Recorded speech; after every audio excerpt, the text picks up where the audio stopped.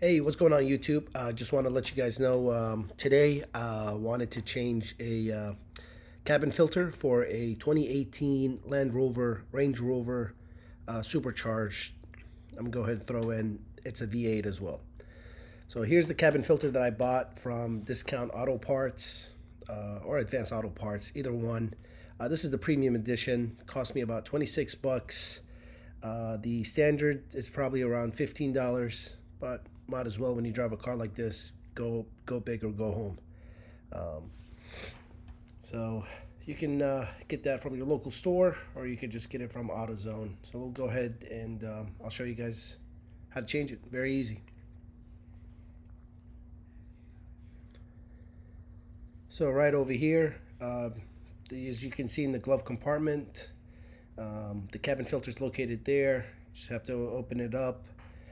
There are two hooks on the side that you need to be mindful of. All you need to do is push down.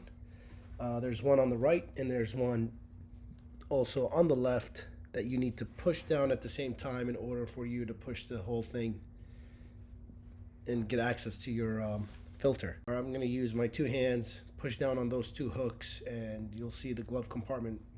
Unfortunately, I forgot about all the stuff that was in there, so there you go. But you can see right inside where the cap and filter is. This is an actual cover. It's kind of like an AC cover. It covers the cabin filter. So in order for you to get access to the cabin filter, you need to turn on the car, turn on the AC, and turn on the internal circulation, and you should see it open up. Try not to do it manually. Make sure you let it do it on its own. So you can see right now in a few minutes, I'm going to turn on the AC. Car is on. Should be able to, there you go. And so you would have to change the cabin filter while the AC is on. If you turn off the AC, I think if you turn off the AC or the circulation, it should automatically close right back up, as you can see right now. So once again, in order to change it, you're definitely gonna need to open up, turn on the AC, turn on the car, turn on the AC, turn on the internal circulation, and that should open up, and you should be able to access your cabin filter. Once you open that up to access your cabin filter, it's really easy. There was two hooks in the front, as you can see right here. You push and then you pull it out from the slot. So this is the old cabin filter. It's not as old, looks like, but why not? The dealer told me to change the cabin filter for $100, so I figured I'd rather go ahead and do it myself rather than cost me $100. Okay, here's the new filter.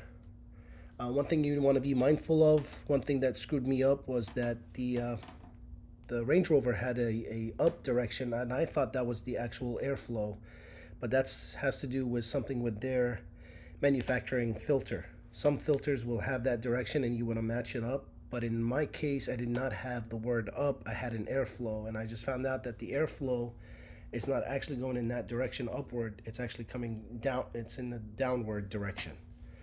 So for your airflow, make sure that it's going to be pointing downward rather than upward. Here, as you can see, I accidentally put it based on the up direction, so that was incorrect. Should not be upward, it should be downward, as you can see here.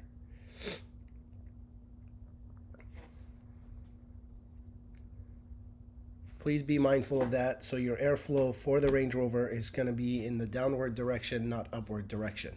Now if you buy the other cabin filter where it just says up, make sure you match it. But in this case, if it says airflow, remember that the airflow is downward.